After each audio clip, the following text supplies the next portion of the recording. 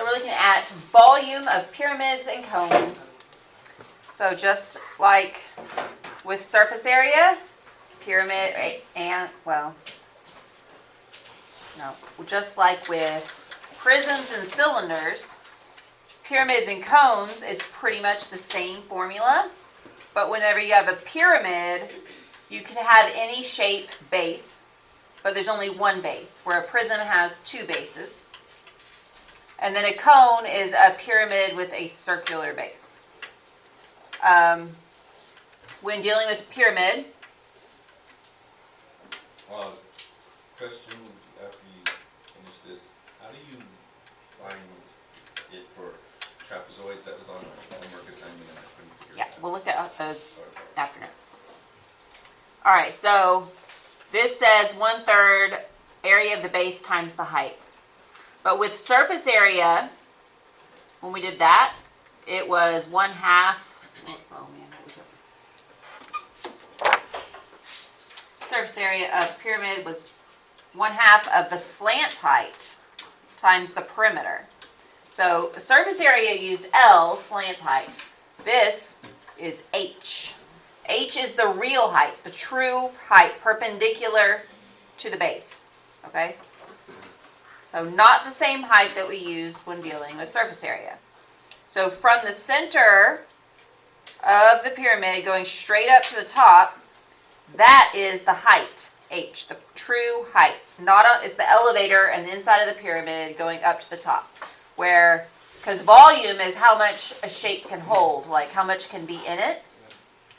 Where surface area is the amount around, like if you wanted a label on a can or just the sides. So that was the stairs height going up, and it's slanted. So slant height is like the stairs on the outside, and that's what's here in the picture. Is this line here. That's slant height because it's on the outside of the pyramid. And then we would also need this other line here, right there. So if you're given the slant height, and then this is perpendicular to the true height, you could use the slant height and the distance from the side to the center to calculate the true height. So if we were doing that, it would be, I'll call that B squared plus plus H squared. No, yeah. Height squared is equal to L squared, the slant height. And it's looking at, I could also draw it this way. If you wanted to take that triangle out of the pyramid and just look at the triangle by itself, it would look like that.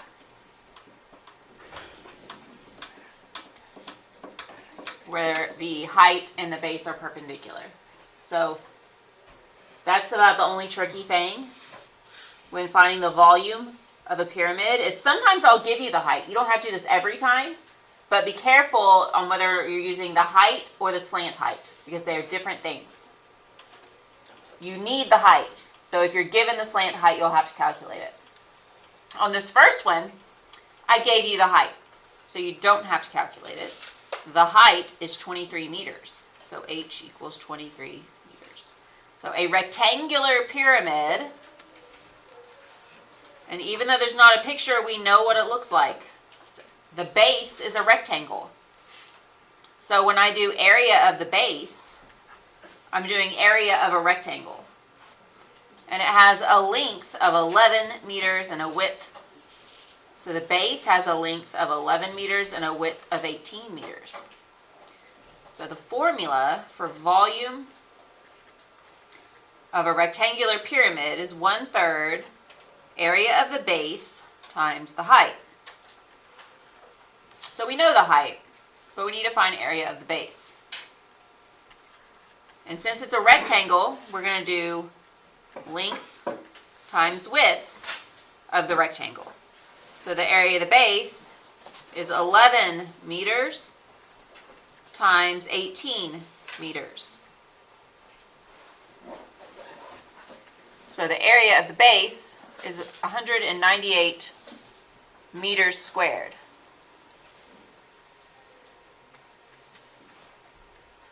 It's meters squared because it's area of the base. All right, so now we have the volume equals 1/3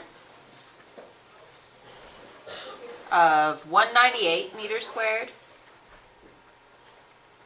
times the height, which is 23 meters. So then to calculate volume, I'm going to multiply those two values in parentheses together and then divide it by 3. And it gives me 1,518. And here I had meters squared times another set of meters. So that's 3 sets of meters. So meters to the 3rd power. So volume is to the 3rd power because it's area times another dimension. It's in 3 dimensions. Another way of thinking about this, length times width times height, is really what we're doing here for whenever it's a rectangular base. Okay, so then number 2, this time we have a square pyramid. You can think of the square just as a rectangle. That's fine, because a square is a rectangle.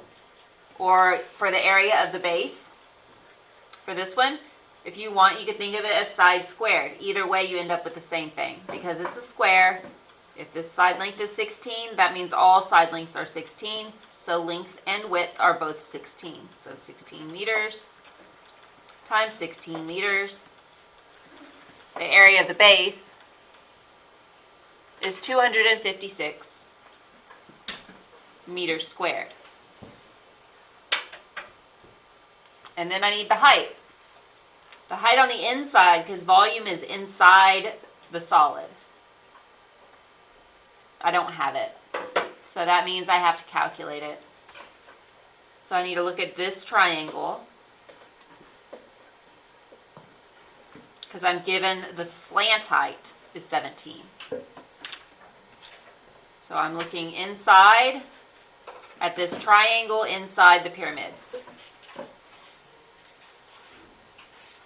All right, so then I can set it up as h squared.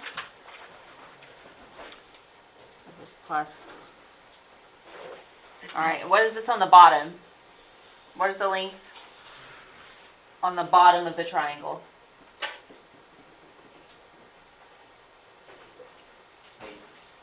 8. Why is it 8?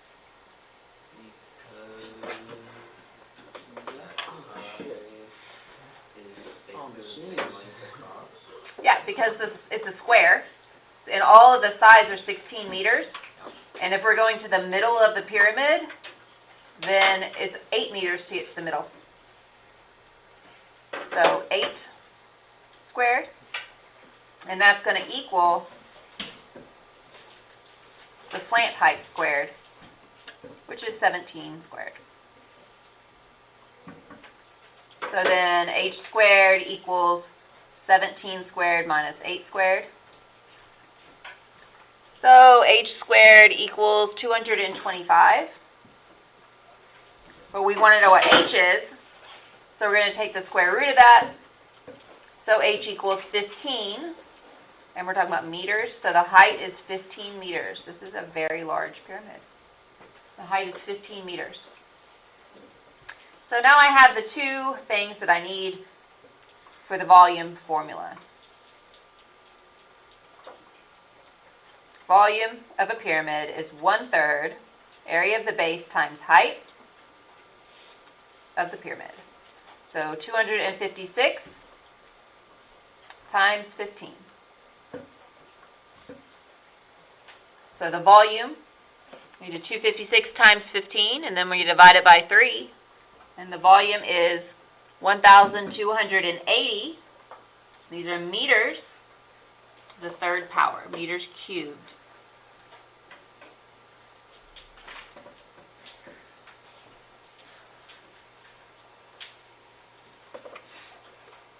Okay, so you have a basic example, then you have one where you have to solve for the height. And then we have this number 3 is telling me to find the height of a pentagonal pyramid with a base area of 36 centimeters squared and a volume of 252 centimeters squared. So this time it says to find the height, so that's h. I don't know what h is, but I do know that I'm dealing with volume. So the formula for volume, 1/3 area of the base times the height. All right, I have the volume.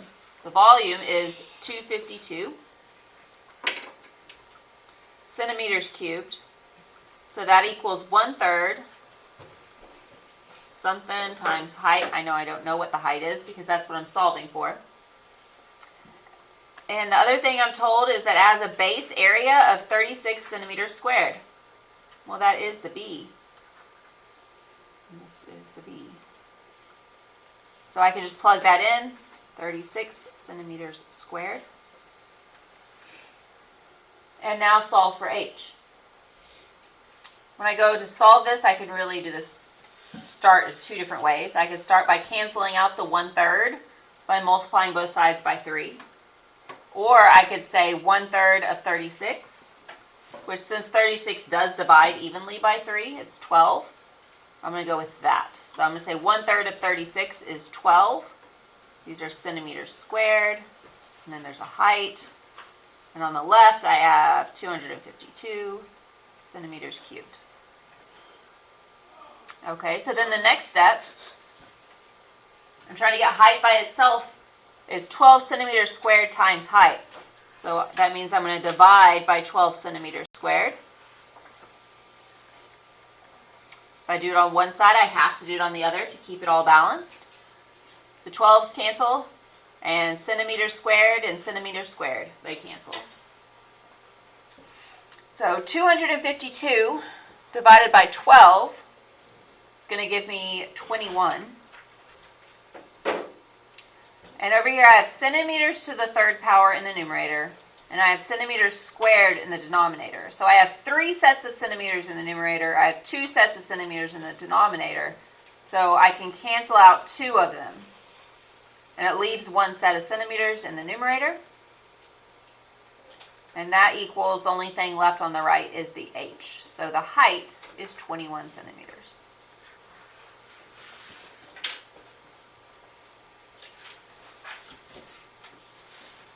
Okay, so going on to cone. Like I said before, a cone is just like a pyramid, except for the base is always going to be a circle. It's just an easier version of the pyramid. So here the volume of a pyramid is 1/3 area of the base times the height. And then for a cone, the only thing that we're changing here is this was area of the base, B, and the area of a circle is always pi r squared. So the B just turned into pi r squared because it's not changing. But it's really the same formula. It's just because a cone will always have a circular base.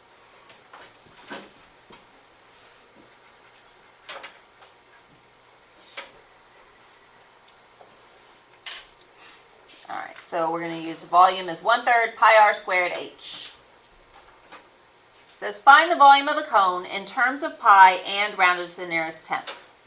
So since I identify the formula I'm going to use, volume of a cone, first thing I'm going to do is write that. Volume equals 1/3 pi r squared h. So I need to know what the value of r is, and I need to know what the value of h is. And once I do that, I can calculate volume. Alright, so then I look at my picture. It's not a straight up and down cone, so the height is actually moved over to the side a little bit, and that's fine. Because I can tell it's perpendicular because there's this little rectangle right there that shows that it's perpendicular to the base. So I know that this 11, even though it's not in the middle, that really doesn't matter. It just has to be the tallest point perpendicular to the base. So the height is going to be 11.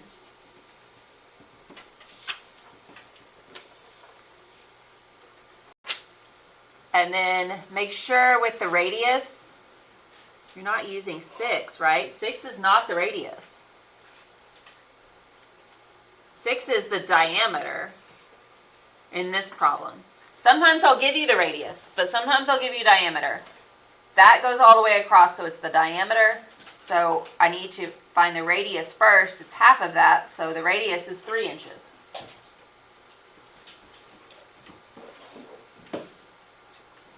And so the 3 is going to be squared.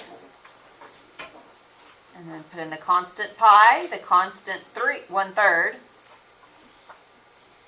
And to do this in terms of pi, it means you multiply everything but pi. Pi stays in the answer. So I do 3 squared, which is 9, times 11, so that's 99. And 1/3 of 99 is going to be 33. So 33 pi, these are inches, and it's volume, so it's inches cubed. Or if I do this as a decimal, I do 33 and then press pi on the calculator, and that's going to give me 103.7.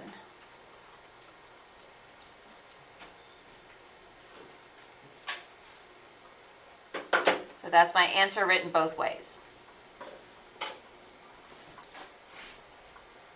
All right, so next is find the volume in terms of pi of a cone with a radius of 6 centimeters and a slant height of 10 centimeters.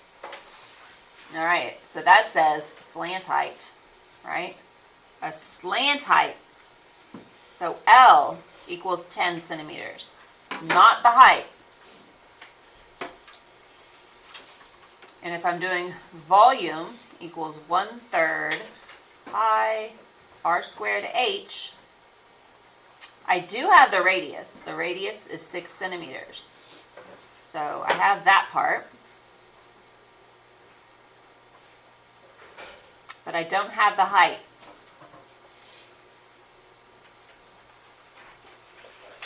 So I fill in everything but height. I need to find the height. So I have the slant height. And I know on my, if I were to do my regular plane triangle, a 2D triangle,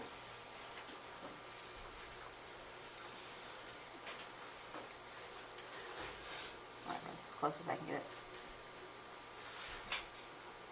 My triangle looks something like that, where the height is the straight up and down part, the slant height is the slanted part, and the radius, oh, I should have done green, is along the base. The radius is on the base because the base is a circle, and this is 6. And then I can calculate h, because h squared plus 6 squared equals 10 squared. So h squared equals 10 squared minus 6 squared. So h squared equals 64. So if I take the square root, then h equals 8.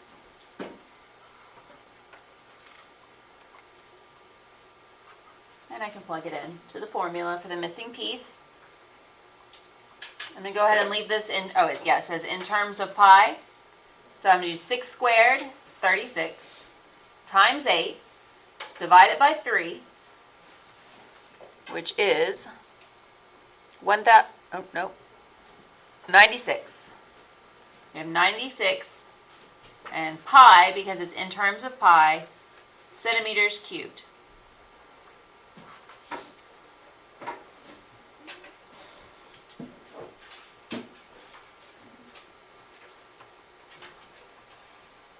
All right, number 3 is a little different. It's a good problem though. We have a cone with a base circumference of 25 pi inches and a height 2 inches more than twice the radius. All right, so we're finding the volume.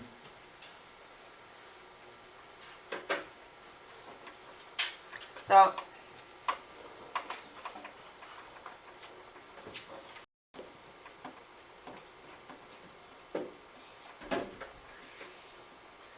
finding the volume. So I'm going to start by writing the volume formula. 1/3 pi R squared H. And then, oh, because I would have identified that by saying a cone, and the instruction said find the volume. I have the base circumference is 25 pi. So we haven't dealt with circumference in a while. That formula, C equals 2 pi r. Which I'll put that on the board just in case you have another one like this. And so C is 25 pi. Equals 2 pi, and then look at that, r. And r is in my volume formula, and I need to know what that is. So since I have everything else in the circumference formula done, all I need to do is divide by 2 pi on both sides. The 2's cancel, the pi's cancel, the pi's cancel. 25 divided by 2 is 12 and a half. So 12.5 equals r. So the circumference gave me the radius. And these are inches. So I know 12.5 inches is the radius. So I'm going to put that in my formula, squared, times the height, pi, we have a 1/3. All right, so I'm still missing the height. But it says the height is 2 inches more than twice the radius. So I need to come up with some sort of equation to solve for the height based on that statement. So what is that telling you? What is the height 2 inches more than? Twice the radius? Okay, so r equals 2? Is that what it's saying? No. We need an h in there, right? H. The height. And we have a 2. And we have twice the radius.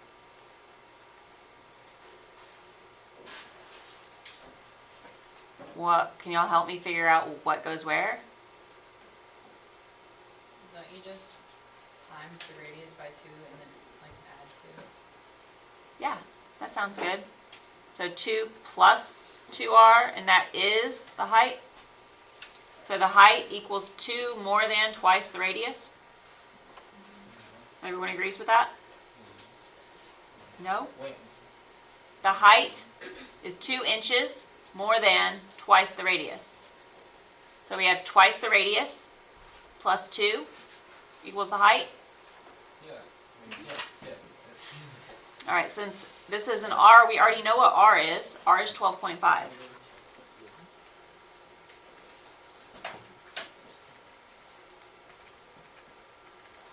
Two times 12.5, that gives us 25.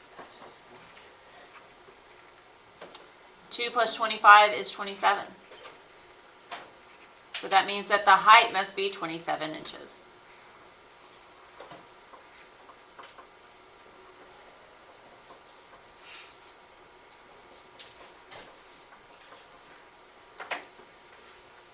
All right, and we're going to go ahead and calculate all the way with the decimal because we already have a decimal, so we're going to go with decimal. So I'm just going to calculate it all in there. I can put it in the calculator exactly the way that I wrote it. Everything on the right-hand side, 1/3 pi, parentheses 12.5, parentheses squared, parentheses 27, close the parentheses. And it will tell me that it is 4,417.9 inches cubed because it's volume.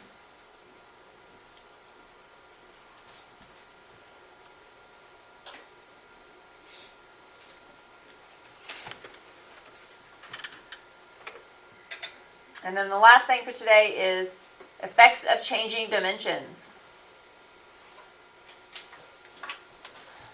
Alright, so the way I told you guys to do effects of changing dimensions, I know we've been doing it for a while, is first figure out what formula you're dealing with. This is a cone and volume. So volume of the cone is the formula. So volume equals 1/3 pi r squared h. But when we're doing effects of changing dimensions, we need to look at every piece individually. So this r squared, we want to break that up. So we're going to make that volume equals 1/3 pi r h. So we can see every piece of it. Because r is the same as r squared. It means there's two of them being multiplied. And then let's see what is happening. The diameter and the height of a cone are divided by 3. Divided by 3. I would prefer to call that 1/3, personally. I know a lot of you would probably like to leave it as divided by 3, so you tell me which way to do this. You want divide by 3 or you want 1/3? 3. Okay, more people said divide by 3, so we're going to leave it like that. Alright, 1/3 would work also. So, diameter and height. Diameter, this doesn't have diameter in it. But the diameter and the radius, isn't that the same piece of the cone? So if the diameter is divided by 3, isn't that the same thing as saying that the radius is divided by 3? Yeah, because it's talking about the same piece, the same part. So even though it says diameter, we can still, it still works the same as radius. But isn't the radius smaller? It is, but let's see. Okay, so I have a circle, and I have the radius, which I don't need a picture. If I were to say that the radius is 9, okay? So if the radius is 9, that means the diameter is 18, right? So if I then say divide it by 3, 9 divided by 3 is 3. 18 divided by 3 is 6. 3 is still half of 6 because it's the same part of the circle and it's still changing the same amount. So that's kind of a weird thing to think about. I realize that, but the radius in this aspect, the radius and the diameter are the same. The value is different, but it's the same part. It's like if I said your leg or your shin, I'm still talking about your leg, right?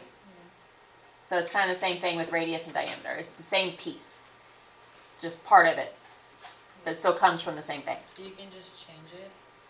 So even though this says radius, it's also radius, I mean this says diameter, it's talking about the radius. It's a, yeah. Because the diameter equals 2r. So if you change the radius, you change the diameter. So we're just going to call it the radius. It's divided by 3. And then this one, radius, divided by 3. And it said the height is also divided by 3. And whenever we do this, we have to keep the equation balanced. So if we change the right-hand side, divide by 3, divide by 3, divide by 3, what are we changing the left-hand side? Divide by what?